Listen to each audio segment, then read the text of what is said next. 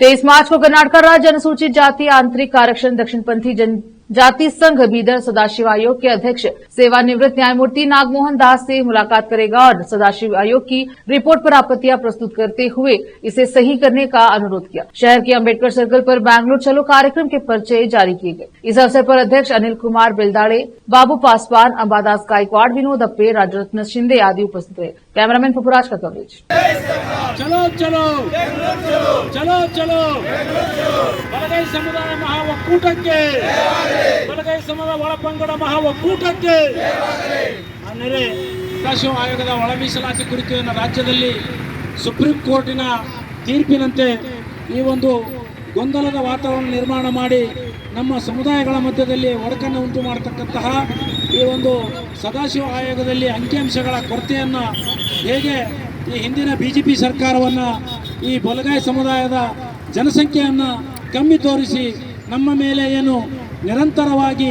ಏನು ಅನ್ಯಾಯ ಮಾಡಬೇಕು ಅಂತ ಒಳಸಂಚು ರೂಪಿಸ್ತಕ್ಕಂತಹ ಈ ಆಯೋಗದ ಏನು ನಡೀತಾ ಇದೆ ಇದನ್ನೆಲ್ಲ ಅರ್ಥ ಮಾಡಿಕೊಂಡು ಇದನ್ನು ಸಂಪೂರ್ಣವಾಗಿ ಸ್ಟಡಿ ಮಾಡಿ ನಮ್ಮ ಎಲ್ಲ ರಾಜ್ಯ ಮಟ್ಟದ ಮುಖಂಡರುಗಳ ನೇತೃತ್ವದಲ್ಲಿ ಬೀದರ್ನಿಂದ 22ನೇ ತಾರೀಕಿಗೆ ನಾವು ನಮ್ಮ ಎಲ್ಲ ಅಹವಾಲುಗಳನ್ನು ನಮ್ಮ ಆಕ್ಷೇಪಣೆಯನ್ನು ಸಲ್ಲಿಸಲು ಮಾನ್ಯ ಏಕಸದಸ್ಯ ಆಯೋಗದ ಅಧ್ಯಕ್ಷರಾದ ಸನ್ಮಾನ್ಯ ನ್ಯಾಯಮೂರ್ತಿಗಳಾದಂಥ ನಾಗಮೋಹನ್ ದಾಸ್ ಅವರಿಗೆ ಡಾಕ್ಟರ್ ಅಂಬೇಡ್ಕರ್ ಭವನ ವಸಂತ ನಗರ ಬೆಂಗಳೂರಿನಲ್ಲಿ ನಾವಿಲ್ಲಿ ನೂರಾರು ತಂಡದಿಂದ ಬೀದರ್, ಗುಲ್ಬರ್ಗ ಮತ್ತು ಯಾದಗಿರಿ ಭಾಗದಲ್ಲಿ ವಿಶೇಷವಾಗಿ ಏನು ವಲಯ ಸಮಾಜಿಗೆ ಏನು ಇವತ್ತು ಚನ್ನದಾಸರಿದ್ದಾರೆ, ಇವತ್ತು ಬೇರೆ ಬೇರೆ ಸಮುದಾಯದಲ್ಲಿ ಗುರುತಕ್ಕಂತಹ ಈ ಬಲಗೈ ಸಮುದಾಯದ ಉಪಪಂಗಡಗಳ ಮೇಲೆ ಅಂಕಿಅಂಶಗಳ ಏನು ವ್ಯತ್ಯಾಸವನ್ನು ತೋರಿಸಿದ್ದಾರೆ. ಈ ಎಲ್ಲ ವಿಚಾರಗಳನ್ನು ನಮ್ಮ ಮನವಿ ಮುಖಾಂತರ ನಾವು ನಮ್ಮ ರಾಜ್ಯದ ನಮ್ಮ ಬಲಗೈ ಸಮಾಜದ